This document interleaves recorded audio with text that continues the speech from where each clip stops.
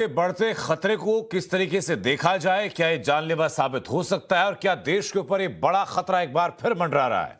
इसी पर बातचीत के लिए हमारे साथ कुछ खास मेहमान जुड़ चुके हैं। डॉक्टर नरोत्तम मिश्रा हमारे साथ हैं, सीएमएचओ है जयपुर से।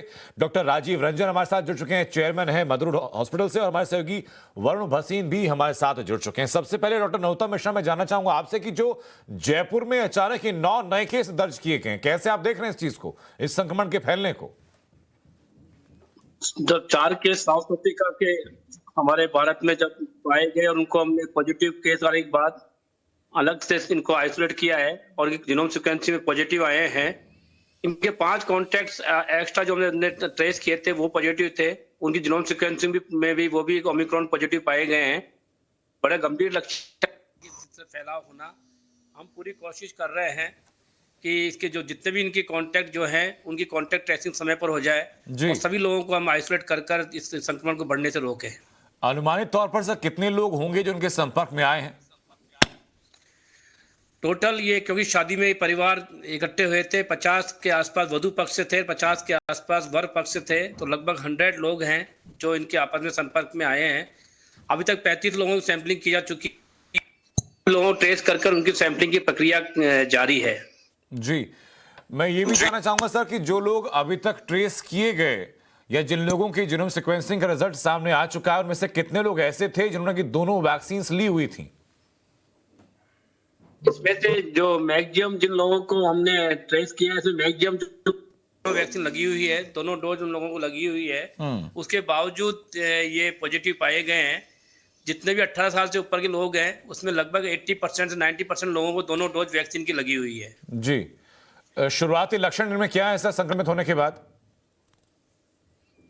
शुरू में जिस तरह से पहला केस पॉजिटिव आया था कॉन्टेक्ट में, उनको हल्की सर्दी, खांसी, जुकाम, बुखार था। इसी आधार पे उन्होंने अपना टेस्ट कराया था। उसके बाद ये और जो लक्षण जो परिवार में पाए गए उनको भी हल्की सर्दी, जुकाम, बुखार रहा है और कोई गंभीर लक्षण इनमें नहीं पाए गए हैं। बाकी फैमिली को जो 5 लोग घर पर ही आइसोलेट किया हुआ था, जो कि अब बिल्कुल एसिम्प्टोमेटिक है, उन्हें आज शिफ्ट किया जा रहा है। उन्हें आज उनको भी इंस्टीट्यूट में आइसोलेट किया जा रहा है। जी, ठीक है। डॉक्टर राजीव रंजन, मैं आपसे जानना चाहूंगा कि महज 5 दिन के अंदर अंदर 5 राज्यों में ये वायरस लगातार फैल रहा है और ये भी कहा जा रहा है कि डेल्टा के मुकाबले ये 6 गुना ज्यादा तेजी से फैल रहा है। इसी रफ्तार को आप आगे कैसे देख रहे हैं भारत में? Very good evening. जैसा कि आप जानते हैं, ओमिक्रॉन की बात करें, दिस इज B11529 और इसकी एक खासियत है कि इसकी इन्फेक्शस रेट काफी फास्ट है।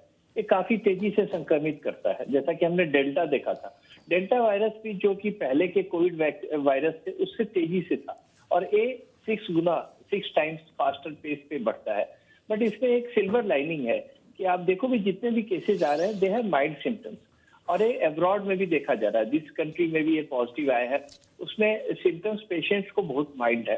तो इसमें हमें सावधानी इसलिए रखनी है, कॉन्टैक्ट ट्रेसिंग पे जरूर ध्यान दें, बिकॉज ये काफी तेजी से फैलता है।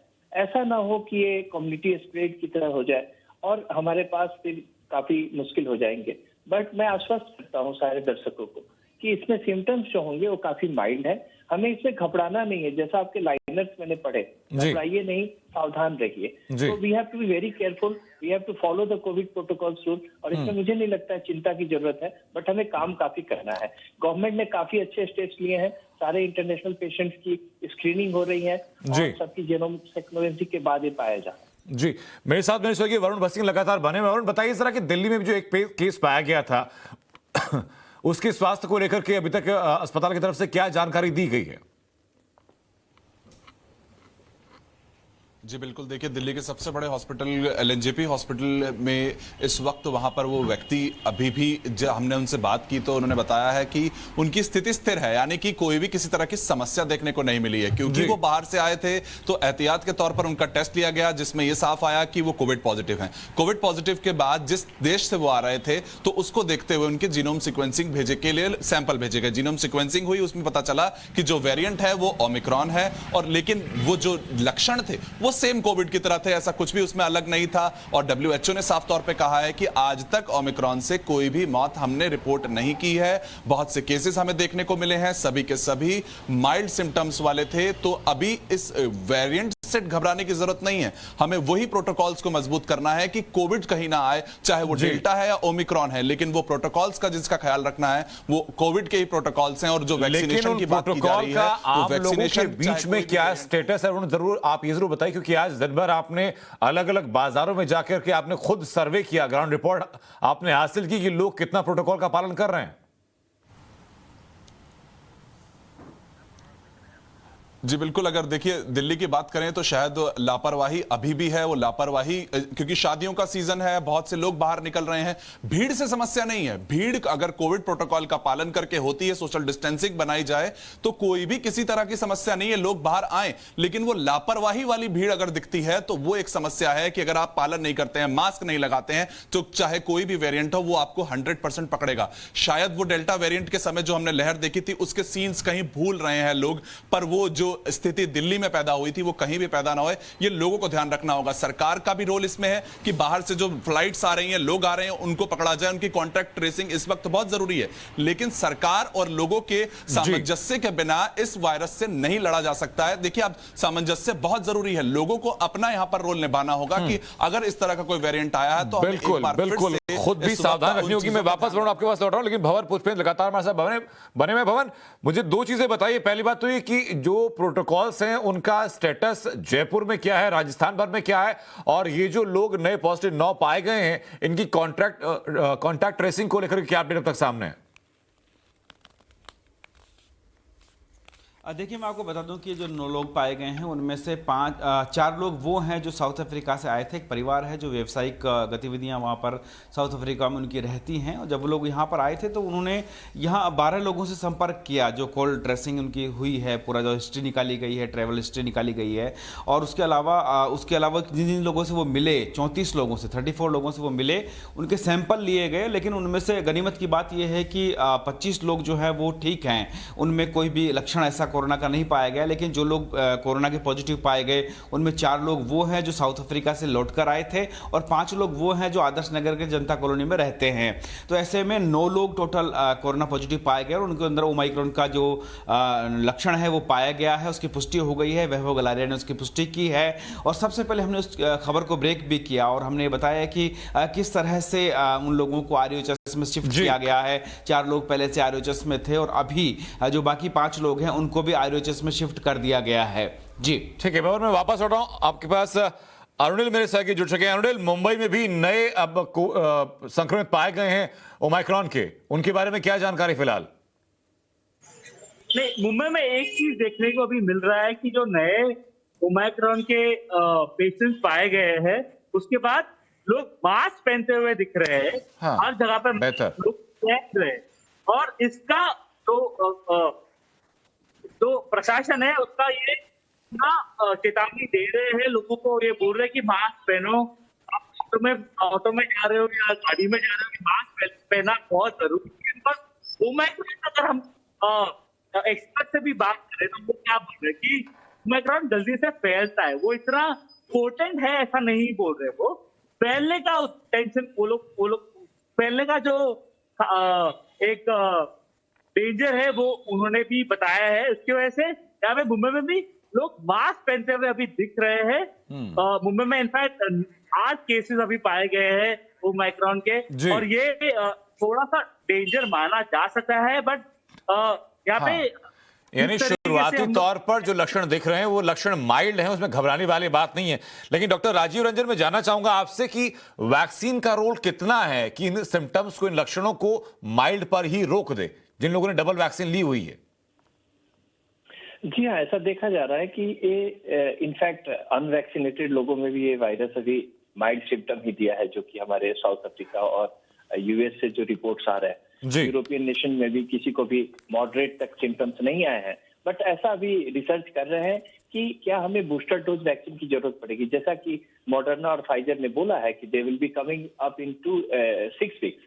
तो उसमें वो 50 माइक्रोग्राम का बूस्टर डोज देना चाह रहे हैं, जिससे कि इसकी इम्यूनिटी और बढ़ जाए वैक्सीन। जी अभी तक की जो देखी जा रही है, जो बात वो देख रहे हैं, उसमें लग रहा है कि अभी ये वैक्सीन इनको मॉडरेट केसेस तक में भी नहीं पहुंचने दे रहा है। तो मैं अभी सारे लोगों से यही कहना चाहूंगा कि ज्यादा से ज्यादा नंबर में वैक्सीनेट हो और हम बिल्कुल सुरक्षित है ओमिक्रॉन से, बट इसकी स्पीड को वैक्सीनेशन को लेकर के एक सवाल और लोगों के जहन में है सर, और डॉक्टर शर्मा मैं चाहूंगा कि उसका जवाब आप भी दें सर, कि कई लोग ऐसे हैं, जबकि सरकारी आंकड़े भी हैं, कि एक बड़ी संख्या ऐसी है जिन लोगों ने सेकंड वैक्सीन की ड्यू डेट आ जाने के बावजूद भी वैक्सीन नहीं लगवाई है।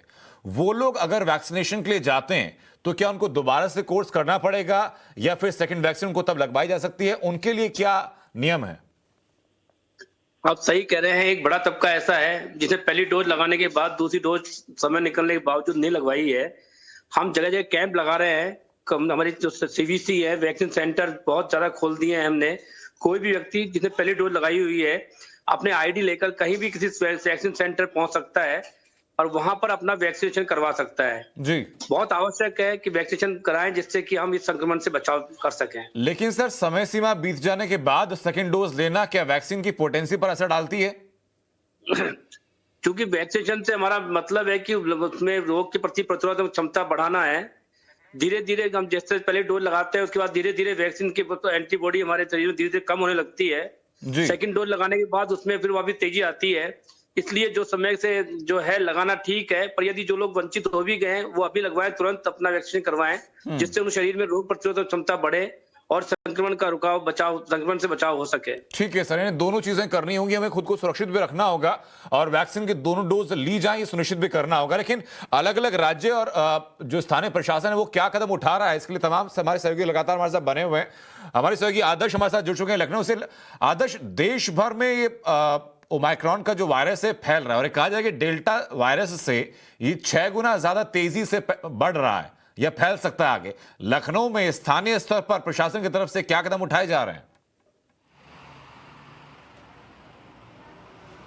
देखिए, अगर हम लखनऊ प्रशासन या फिर यूपी प्रशासन की बात करें तो अलग अलग अस्पतालों में जो ऑक्सीजन प्लांट्स हैं उनको दोबारा शुरू कर दिया गया है, और ऑक्सीजन प्लांट्स की गुणवत्ता किस कदर काम कर रही है उनको लगातार बेड पर पहुंचाकर चेक किया जा रहा है। इसके साथ ही साथ अगर हम लखनऊ एयरपोर्ट की बात करें, चूंकि लखनऊ एयरपोर्ट इंटरनेशनल एयरपोर्ट बन चुका है, तो ऐसे में अब वहां पर आने वाले सभी यात्रियों की ना सिर्फ चेकिंग हो रही है बल्कि उनको रिकॉर्ड को ट्रैक करने के लिए अलग अलग लोग लगाए गए हैं। यानी अगर उनके अंदर कोई भी लक्षण पाया जाएगा तो उन्हें तुरंत अस्पताल में भर्ती करवाया जाएगा। इसके साथ साथ इंटरनेशनल यात्री जो होंगे उनको 8 दिन का क्वारंटीन जो है वो अनिवार्य किया गया है। इसके साथ ही जो बड़े अस्पताल लखनऊ के हैं सभी अस्पतालों में बेड रिजर्व करके रखने के लिए कहा गया है। यानी अगर ओमाइक्रॉन वायरस के केसेस बढ़ते हैं तो वहां पर बेडों की संख्या में कमी ना हो, ऑक्सीजन की कमी ना हो, इसको लेकर प्रशासन जो है वो पहले से तैयार है।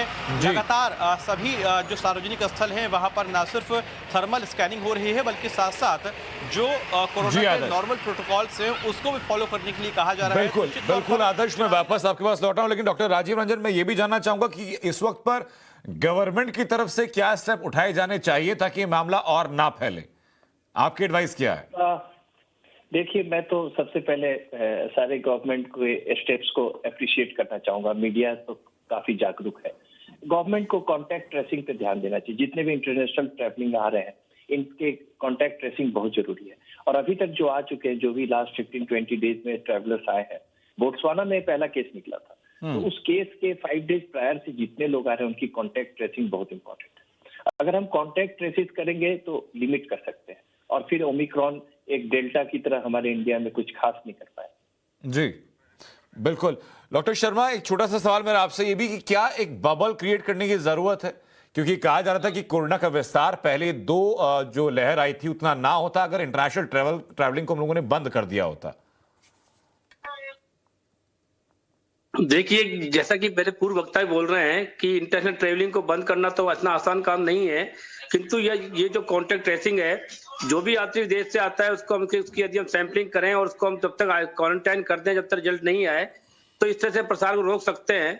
और यह बहुत आवश्यक है कि जो भी विदेशी लोग विदेश से लोग आ रहे हैं उनका सैंपलिंग कराया जाए, उन्हें क्वारंटाइन किया जाए, जब तक रिपोर्ट नहीं आया 7 डेज तक उनका आइसोलेशन किया जाए। जी, तो हम इस तरह से बिल्कुल ये चीजें हैं जो कि प्रशासनिक स्तर पर की जानी चाहिए, लेकिन अपने स्तर पर भी हम लोगों को सावधानी बरतनी ही होगी। सोशल डिस्टेंसिंग का पालन आपको करना होगा, मास्क लगाकर आपको रखना होगा और सुनिश्चित करना होगा कि आप तय समय अवधि के अंदर दोनों डोज लें ताकि आप और आपके अपने भी सुरक्षित रह पाए। बहुत बहुत शुक्रिया डॉक्टर शर्मा आपका, डॉक्टर राजीव रंजन आपका, वरुण और भवर पुष्पेंद्र आपका हम तो जुड़ने के लिए।